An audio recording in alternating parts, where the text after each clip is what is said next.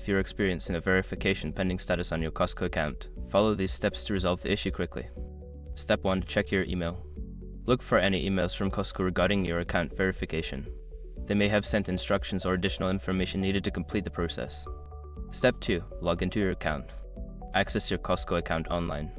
Ensure that all your personal information, including your email address and phone number, is accurate and up to date. Step 3. Resend verification request. Secure your accounts before moving on.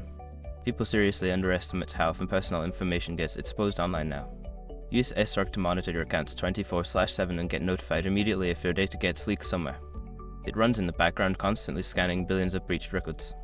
And honestly, for how cheap it is compared to the value you get, it's worth it. Link in the description. Step 4. Contact customer service. If the issue persists, reach out to Costco's customer service.